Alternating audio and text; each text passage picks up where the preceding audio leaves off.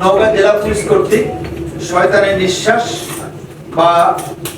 রাসায়নিক পদার্থ প্রয়োগ করে মহিলাদের কাছ থেকে স্বর্ণালংকার এবং অর্থ হাতিয়ে নেওয়ার একটি চক্রের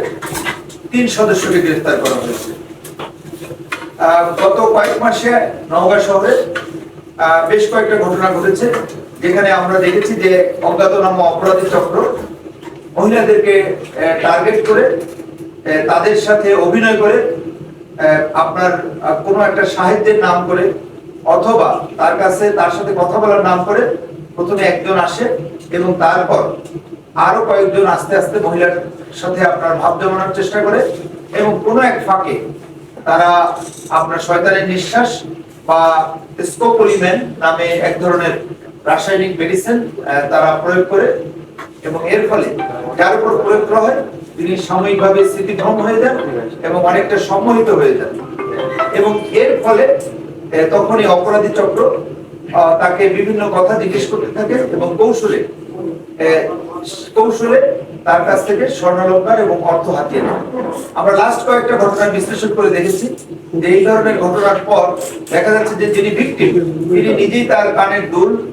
হাতের অলংকার এগুলি খুলে এই অপরাধীদের হাতে দিচ্ছে এবং গত 20 মে যে ঘটনা ঘটেছে সেখানে আমরা যেটা দেখেছি, আমরা সিসি ক্যামেরার ফুটেজও পেয়েছি, সেখানে অপরাধী চক্র মহিলাকে সম্মোহিত করার পর রিকশায় করে তার বাসায় নিয়ে যাচ্ছে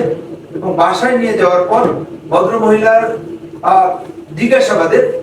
ভিকটিম নিজেই আমাকে জানিয়েছে যে সে নিজেই সম্মোহিত হয়ে আলমারির ড্রয়ার খুলে তার স্বর্ণালংকার,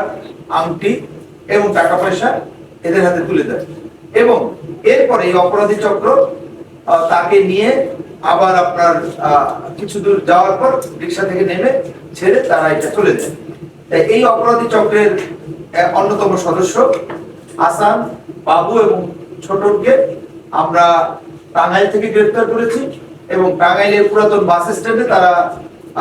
গতকালকে অবস্থান করছিল এবং তাদের টার্গেট ছিল যে টাঙ্গাইলেও এই ধরনের একটা ঘটনা ঘটানো এবং এর মধ্যে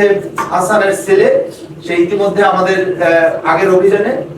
নওগাঁ কারাগারে আছে এবং এই চক্রের আরেকজন সদস্য শুকুর টাঙ্গাইল কারাগারে আছে। একজন পলাতক আছে, তাকে ধরার জন্য আমাদের প্রচেষ্টা অব্যাহত আছে। জিজ্ঞাসাবাদে আমরা জানতে পারি যে নারায়ণগঞ্জের পূর্ব চনপাড়া রূপগঞ্জ থানা এই এলাকায় 70-80 জনের একটা চক্র আছে এবং এখানে 8-10টা গ্রুপ আছে যারা দেশের বিভিন্ন স্থানে গিয়ে আপনার এই ধরনের